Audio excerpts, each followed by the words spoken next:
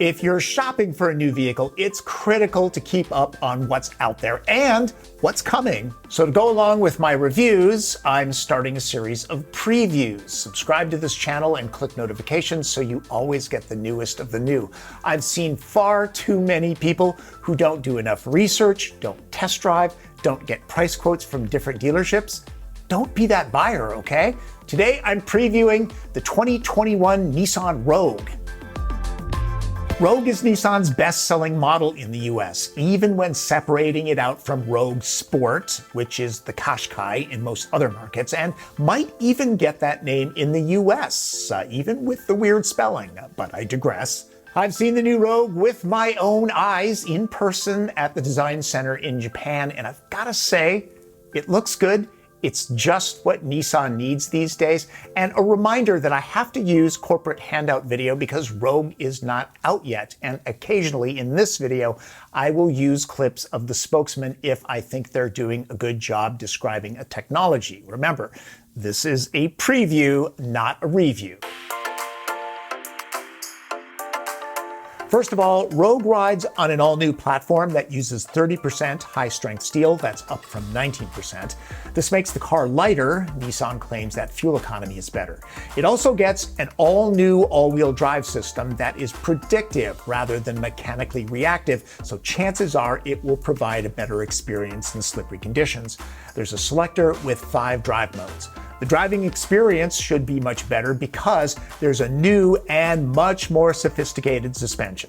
So front, we went from our kind of a conventional layout, a subframe layout that we had, where it was soft mounted. We've changed the whole concept, increase the number of mounts from 4 to 6, and go from a soft to a rigid mount. This is really to give the confidence and the secureness in the handling. In addition to that, we have an all-new rear multi-link suspension. This combination will provide the best balance and confidence for the driving experience. There's brake torque vectoring to improve handling, and the electric power steering motor is now directly mounted onto the rack. That should give this a little bit of steering feel. There is only one powertrain with a choice of either front or all-wheel drive. The 2.5-liter 4-cylinder that's been in Ultima is under the hood. It makes 181 horsepower, that's up by 11, and 181 pound-feet of torque, up by 6. Remember, it's lighter now by about 100 pounds as far as I can tell. The continuously variable transmission gets a shift-by-wire controller, which opens up space under the center console. As far as the CVT goes, the research that I've done seems to verify Nissan's claims that it has dramatically improved the quality of those units. That's all I've got for you on that. Rogue is now 1.5 inches shorter on the outside, but there's a tiny bit more room inside in every dimension. You might have guessed this is not the base model. It's the new top trim Platinum, and it sure does have a premium look. Seems very similar to the new Sentra, which Nissan did a very nice job with. It gets a very nice grade of leather. Some in this class do not offer real cowhide at all. You might see that as a negative or a positive. I'm not judging. The gauge cluster on this model is virtual, a 12.3-inch screen. The touchscreen interface can be up to 9 inches. There's even a 10.8-inch color head-up display. Android Auto and CarPlay are standard. It appears that only CarPlay is wireless. Google Maps and Waze will be offered with voice commands to switch between what Navi system works best at the moment. There are both USB-A and C ports to future-proof the Rogue. The butterfly doors on the center console mean the kids in back can get into it easily. Nissan's zero-gravity seats are excellent, and Rogue's back seats get them as well. The company's suite of active electronic safety tech is called Nissan Safety Shield 360, and it's standard kit on all 2021 Rogues. I get tired of reading all the acronyms and stuff like that, so pause on the graphic if you want to know all the features. The main tech that it's missing is adaptive cruise control that comes with the Honda and Toyota packages. You can get it by upgrading to the newest version of ProPilot Assist, which I have found to be noticeably better than the standard systems in other vehicles. I'll let Andy tell you what's new about it. As many of you have experienced ProPilot Assist know, it combines intelligent cruise control with steering assist to help the driver control acceleration, braking, and steering in both heavy and flowing traffic situations.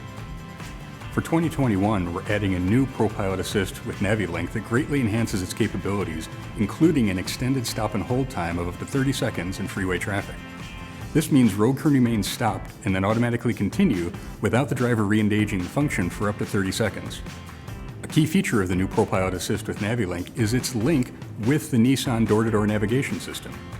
This means the system can recognize speed limit changes and either prompt the driver to accept the new speed or change the vehicle's set speed automatically. It can also recognize upcoming curves, junctions, or freeway exits from the navigation map data and slow down as necessary. So I'm just going to let the designers themselves tell you what they were thinking when they styled the new 2021 Rogue. It's sort of like the press conferences that I attend. In fact, this is the very room that we started out in when I saw everything that Nissan is bringing to market in the next 3 or 4 years back in Japan in October. So what the designers did was right away they set this horizontal attitude. The bone, as you can see here, is very straight. The roof very straight, and the hood also straight.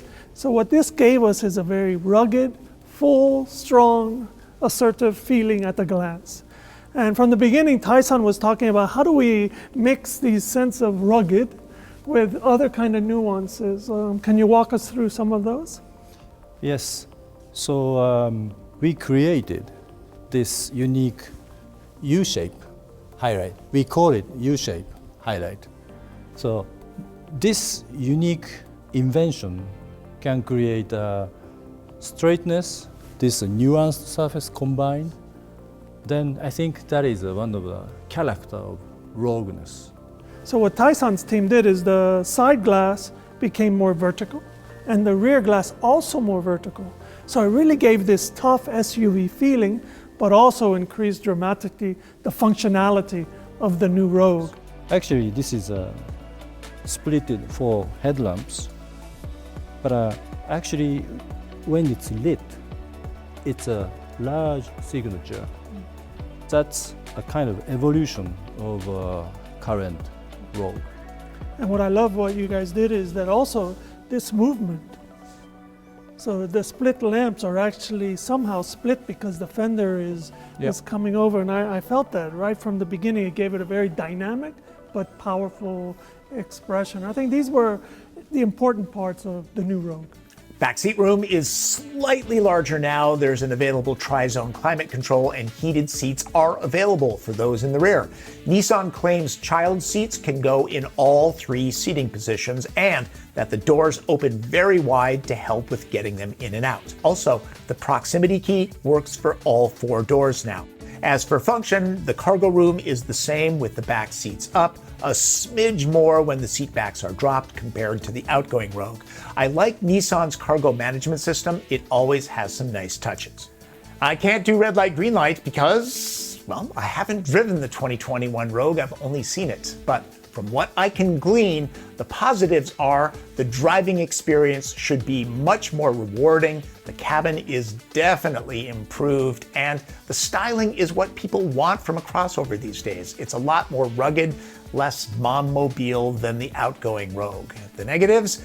Well, the 4-cylinder engine doesn't seem to make a ton of power, it's not turbocharged, and there's no electrification or hybridization.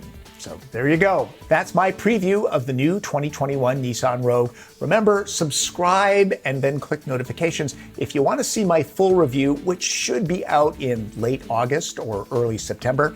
And when you're ready to buy, don't forget to test drive at least 3 vehicles and get some price quotes from local dealers, okay? Buy the car you love and don't pay too much for it. Thanks for watching. I'm Tom Voelk.